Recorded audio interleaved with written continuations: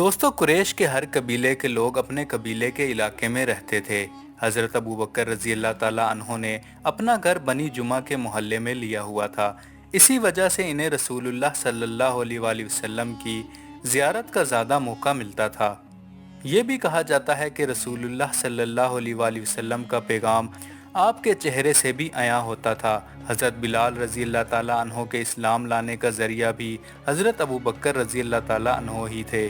جب انہوں نے حضرت بلال پر ہونے والا ظلم دیکھا تو امیہ سے کہا، کیا تجھے اللہ کا خوف نہیں ہے کہ تو اس غریب کے ساتھ ایسا سلوک کر رہا ہے؟ امیہ نے جواب دیا، یہ تو ہی ہے جس نے اسے بگاڑا ہے، اب تو ہی اسے بچانا چاہتا ہے، اگر چاہے تو لے جا۔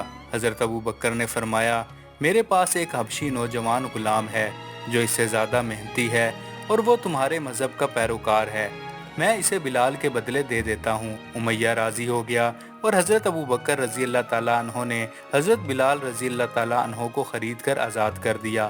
اس سے پہلے بھی حضرت ابوبکر نے 6 غلاموں کو آزاد کروایا تھا۔ ان میں حضرت عمار رضی اللہ تعالیٰ عنہ تھے جو روحانی طاقت کے حامل اور سب سے پہلے ایمان لانے والوں میں سے تھے۔ وہ غلامی کی حالت میں تھے اور جب آزاد ہوئے تو انہوں نے حضرت ابوبکر کی حفاظت اپنے ذمہ لے لی۔ حضرت ابوبکر نے ایک کنیز کو بھی آزاد کیا تھا جو حضرت عمر کی ملکیت میں تھی اور وہ مسلمان ہو چکی تھی، لیکن عمر رضی اللہ تعالیٰ عنہ انہیں مارتے پیٹتے تھے تاکہ وہ اسلام چھوڑ دیں۔ اتفاقاً ایک دن حضرت ابوبکر رضی اللہ تعالیٰ عنہ وہاں سے گزرے اور حضرت عمر سے کہا، کیا تم اسے میرے ہاتھ بیچو گے؟ عمر نے رضامندی ظاہر کی اور حضرت ابوبکر نے اسے خرید کر آزاد کر دیا۔ دوستو، ان ظلم و ستم کرنے والوں میں سب سے زیادہ شفاق دل وہی لوگ تھے جن کا کوئی مضبوط قبیلہ یا خاندان نہ تھا۔ اگر کوئی شخص مسلمان ہو جاتا تو ابو جہل اس نو مسلم کی صرف زبانی تذلیل ہی نہ کرتا بلکہ وعدہ کرتا کہ وہ اس کی شہرت کو داغ داغ کر کے اسے دنیا کے لیے تماشا بنا دے گا۔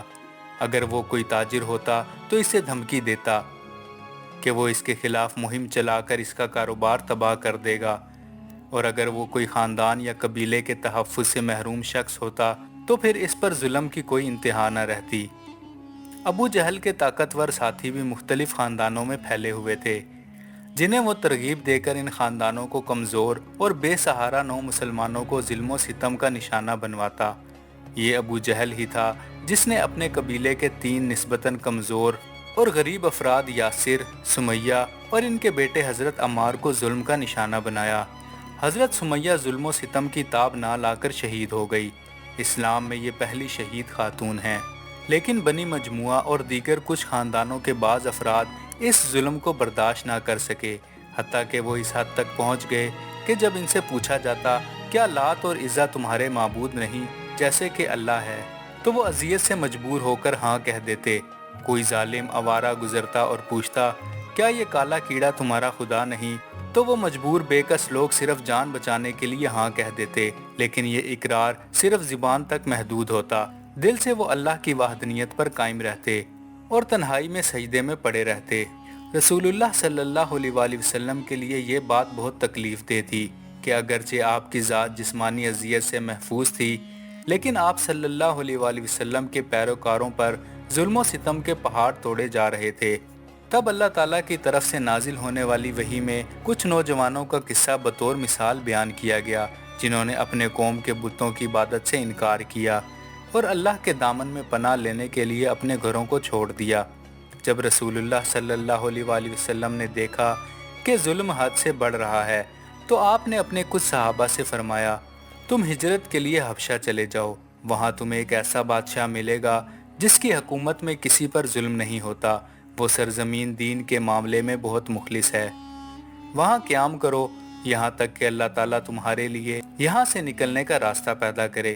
یوں رسول اللہ صلی اللہ علیہ وآلہ وسلم کے چند صحابہ ملک حبشہ کی طرف روانہ ہو گئے۔ یہ اسلام کی سب سے پہلی ہجرت تھی۔ مزید ویڈیوز کے لیے چینل کو سبسکرائب کریں۔